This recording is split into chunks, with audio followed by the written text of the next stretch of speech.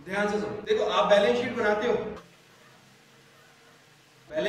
तो हम यहाँ पे लेते हैं पर्टिकुलर्स, उसके बाद लेते हैं नोट नंबर, उसके बाद लेते हैं प्रीवियस ईयर फिगर्स और फिर लेते हैं करंट ईयर फिगर्स। ठीक है, बस अब 2 कॉलम और ऐड कर देने हैं। पहला एब्सोल्यूट चेंज, ठीक है, और नेक्स्ट परसेंटेज चेंज। मान लो अगर ये 1 है, ये 2 है, ये 3 है, तो जो हमारा 4 है कैसे निकलेगा बता सकते हो भाई? 3 माइनस 2। और परसेंटेज चेंज निकालना होगा तो कैसे निकालना पड़ेगा? 4/2 या 4/3? 4/2 इंटू में ये काम। और आपको बैलेंस शीट याद है पूरा फॉर्मेट, पूरा साथ फॉर्मेट में याद भी कर लेते हैं और काम भी कर लेते हैं, फिर क्वेश्चन भी कर लेंगे। सबसे पहले क्या लेते हैं हम? Equity and liability. Equity and liability में सबसे पहला क्या आ जाता है मेरा? Share holder funds. Share holder fund में सबसे पहले क्या लेते हैं हम? Share capital, reserve and surplus. के बाद आपका वो लेने की जरूरत नहीं है, money received against share warrant, comparative के लिए याद रखेंगे। 2 फिर नॉन करंट लायबिलिटी। बस सिंपल रखते हैं इसको। नॉन करंट लायबिलिटी में क्या क्या ले लेते हैं? Long term borrowings and long term provisions. ठीक है, उसके बाद करंट लायबिलिटी। मतलब कंपैरेटिव में आपको इतना ही मिलेगा, 4 होती है। ऑल्दो हम लोग लेते थे 4 नॉन करंट लायबिलिटी में 4 चीजें, बट यहाँ पे आपको कंपैरेटिव में इतने से काम चल जाएगा। ऑल्दो बैलेंस शीट आपको पूरी याद होनी चाहिए, फिर भी मैं अभी एक के लिए शॉर्ट एंड क्रिस्प बना रहा हूँ आपके लिए। करंट लायबिलिटी में क्या लेते हैं हम? 4 चीजें, short term borrowings, trade payables, other current liability, short term provisions and short term provision. ठीक है जी, उसके बाद टोटल आ जाता है। ठीक है, उसके बाद हमारे एसेट्स आ जाते हैं। सेकंड, बातें मत करो प्लीज, बातें नहीं। एसेट्स में सबसे पहले हम क्या लेते हैं? Non current assets. Non current asset में सबसे पहले लेते हैं PPE, property, plant and equipment and intangible asset. तो सबसे पहले आ जाता है मेरा पीपीई, शॉर्ट में लिख दो। सेकंड आ जाता है मेरा आईए, आगे की अभी कोई जरूरत नहीं है, 2 चीजें और भी लेते हैं। ठीक है, उसके बाद हम ले लेते हैं नॉन करंट इन्वेस्टमेंट, उसके बाद लेते हैं long term loans and advances, उसके बाद हम करंट एसेट्स ले लेते हैं। करंट एसेट में हमारे पास 6 चीजें हम लेते हैं। क्या क्या? करंट इन्वेस्टमेंट, उसके बाद इन्वेंट्रीज, उसके बाद ट्रेड रिसीवेबल्स, उसके बाद कैश एंड कैश इक्विवेलेंट्स, उसके बाद short term loans and advances, and last लेते हैं हम अदर करंट एंड कर देते हैं फिर से। ये होती है आपकी बैलेंस शीट। अब इसी बेस पे क्वेश्चन हो जाएगा। एक क्वेश्चन करें, हमारे पास एक बैलेंस शीट है of Vinayak limited as on 31 March 2019। हमें कंपैरेटिव बैलेंस शीट बनानी है। कंपैरेटिव बैलेंस शीट में हमें क्या क्या करके मैं आपके सामने बैलेंस शीट बनाऊंगा।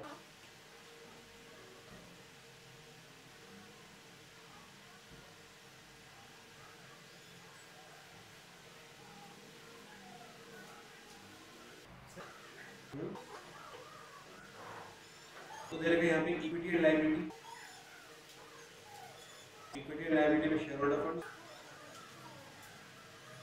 शेयर होल्डर फंड में share capital and reserve and सब दे रखे हमें 21 लाख एंड 20 लाख, 2,30,000 एंड 2 लाख।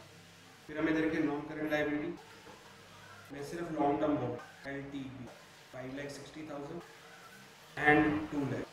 फिर हमें दे रखी current liability, trade payables 2,80,000 and 1 lakh. Total हो गया मेरा 31,70,000 एंड 25। आपको मैंने एक बात बताई थी, करंट ईयर प्रीवियस ईयर के अकॉर्डिंग चलना है आपको सारे, पर मैंने कुछ और लिया था। यहाँ पे प्रीवियस के ऊपर मैंने प्रीवियस ईयर करंट ईयर दिया था, यहाँ पे मैंने करंट ईयर प्रीवियस ईयर। तो सोच समझ के करना।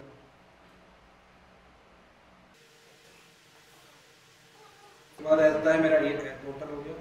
फिर मेरे आ जाते हैं एसेट्स, एसेट्स, फर्स्ट आ जाता है पीपीई, सेकंड आ जाता है मेरा आईए 21 लाख एंड 20 लाख, आईए में 3 lakh and 2 lakh, current assets, inventory and cash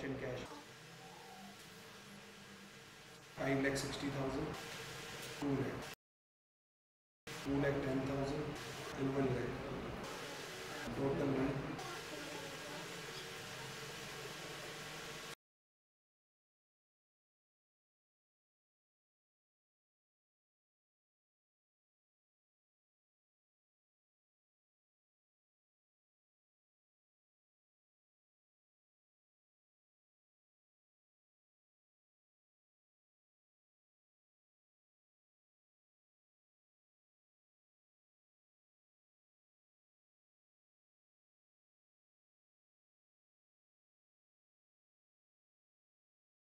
अब आपके पास डेटा है सारा, हमने इसको दे दिया ए प्रीवियस ईयर, ठीक है, करंट ईयर को दे दिया बी, एब्सोल्यूट चेंज निकाला बी माइनस ए, जो हो गया सी बाई ए इंटू 100 हो जाएगा मेरा परसेंटेज है। अब डेटा हमारे पास सारा है, आओ करें स्टार्ट। आप नहीं करेंगे मेरे साथ, मैं करूंगा आपके साथ, करें। ये लो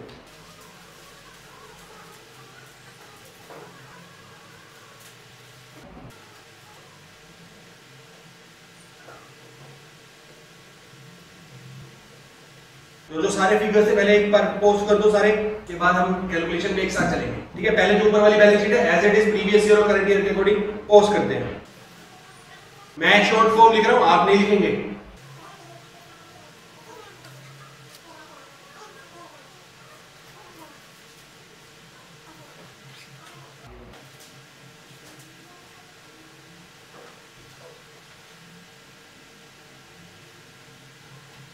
चले करें तो पहला मेरा यहाँ पे था 20 लाख रुपीस, यहाँ पे था 21 lakh rupees, reserve and surplus में थे 2 लाख एंड 2,30,000।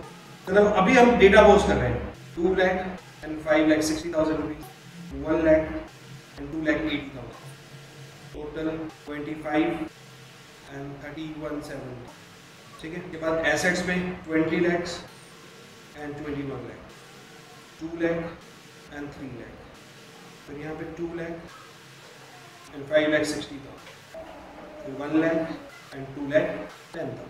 ये तो मेरी होगी complete balance sheet. 25 lakh and 31,70,000। चलो अब करें, सबसे पहले एब्सोल्यूट चेंज निकाल लेते हैं। एब्सोल्यूट चेंज में मेरे पास बी माइनस ए क्या है, यहाँ पे 1 लाख। मैं इसको कलर चेंज करता हूँ ताकि आपको और ध्यान से समझ आए। 1 लाख यहाँ पे एंड यहाँ पे टोटल जो चेंज है यहाँ पे 6,70,000 का। अब परसेंटेज चेंज निकालते हैं। सी बाय ए कितना परसेंट चेंज है? 50% चेंज है, यस और नो? कितने परसेंट चेंज है बता दो यार, कितने परसेंट चेंज है? इंक्रीज डिक्रीज कितने परसेंट हो रहा है? फर्स्ट 5% चेंज है, 50% चेंज है, कितना चेंज है फर्स्ट में? 5। कैसे?